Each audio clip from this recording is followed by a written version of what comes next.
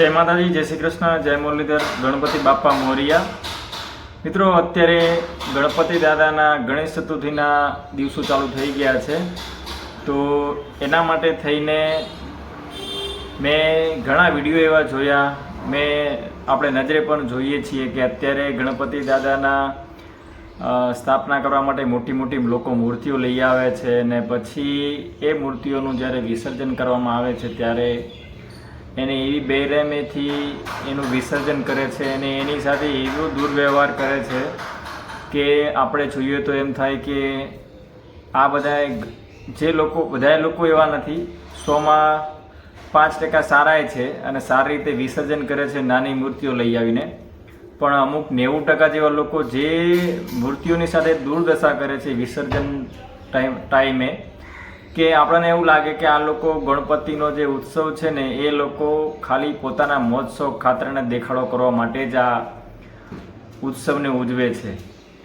એવા મૂર્તિઓને એવી જગ્યાએથી એ તૂટતી હોય છે, ક્યારેક પાણી ઓછું હોય એવી જગ્યાએ વિસર્જન કરે છે, અને ક્યારેક મૂર્તિ વિસર્જન થતાં પહેલાં ગણપતિ દાદાનું માથું એટલે કે સર અલગ પોતાનું માથું અલગ થઈ જાય, ક્યારેક હાથ અલગ તૂટી જાય, ક્યારેક પગ તૂટી જતા હોય, ક્યારેક સૂંઢ તૂટી જતી હોય, કોઈ વ્યક્તિ સાથે બર્બરતા થતી હોય, કોઈ વ્યક્તિ સાથે અસહનીય વર્તન થતું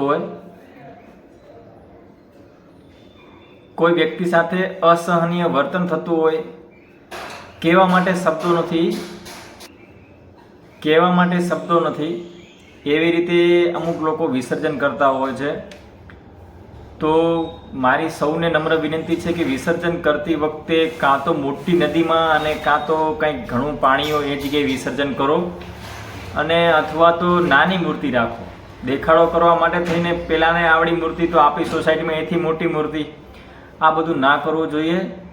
આસ્થા એક નાની એવી મૂર્તિ હોય તો એની અંદર એટલી જ આસ્થા હોય, અને મોટી મૂર્તિ બનાવો તો એની અંદર એટલી જ આસ્થા હોય।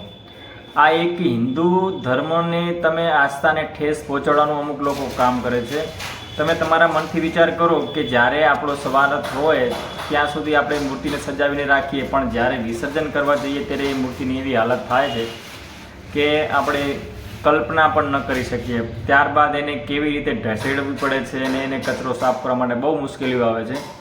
તો મારી આપ સર્વને, ખાસ કરીને હિન્દુ સમાજના તમામ ભાઈઓને, આ દેશની જાહેર જનતાને નમ્ર વિનંતી કરીએ આપણે કે આ રીતની જે ગણપતિ દાદાના દિવસો જાય પછી જે વિસર્જન કરવામાં આવે છે એમાં ખાસ તકેદારી રાખો, અને બને ત્યાં સુધી મારું તો એવું કહેવું છે કે મૂર્તિ જેવી નાની માટીની લાવો, એકદમ કાચી માટી, કે જ્યારે તમે વિસર્જન કરો તો અમુક સમય પછી એ મૂર્તિ પાણીમાં ઓગળી જાય એવી રીતની મૂર્તિઓ લાવો। પાકી મૂર્તિ હોવાથી પાણીમાં ઓગળતી નથી, અને પાણીમાં એનાથી કચરો પણ ફેલાય છે, પાણીમાં દુર્ગંધ પણ ફેલાય છે। તો અને પછી અવારનવાર એ ટુકડાઓ પડ્યા રહેતા હોય, પાણી સુકાઈ જાય એટલે આખી મૂર્તિઓ આપણે અમુક જગ્યાએ જોવા મળે છે એમની એમ। તો એવી મૂર્તિઓ રાખો કે જ્યારે તમે વિસર્જન કરો એટલે અમુક ટૂંક સમયમાં, શોર્ટ સમયમાં એ મૂર્તિ એકદમ પીગળી જાય। કાચી માટી હોય તો એ ફટાફટ પીગળી જાય તમે નાખો એટલે પાણીમાં, તો એવી મૂર્તિનો ઉપયોગ કરો। બાકી અત્યારે માર્કેટમાં મેં કીધું એમ કે આ બાજુવાળી સોસાયટીમાં 10 ફૂટની મૂર્તિ લાવ્યા, આપણે 15 ફૂટની લાવો, આપણે 20 ફૂટની લાવો। આ દેખાદેખીમાં આપણા હિન્દુ ધર્મમાં દેવી દેવતાઓનું ઘોર અપમાન થાય છે। આવું ના થવું જોઈએ। ખરેખર આપણે આ વિચારવાનો વિષય છે।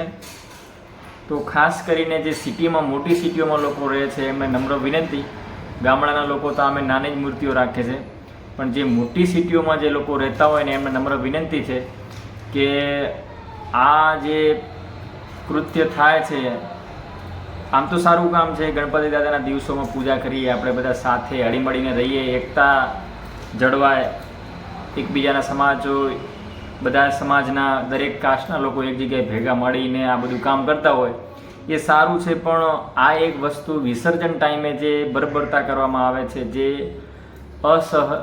અસહનીય, જેને કહેવાય કે જે ઘટનાને આપણે શબ્દો દ્વારા વર્ણવી ન શકીએ એવી ઘટના એ ટાઈમે વિસર્જન ટાઈમે હોય છે. તો આ વસ્તુ ના બને એના માટે થઈને ખાસ નમ્ર વિનંતી કે નાની મૂર્તિઓ વાપરો, મોટી મૂર્તિઓ ન વાપરો. આટલું જ કહેવાનું હતું. બધાને ગણપતિ દાદા સુખી રાખે. ગણપતિ બાપ્પા મોરયા.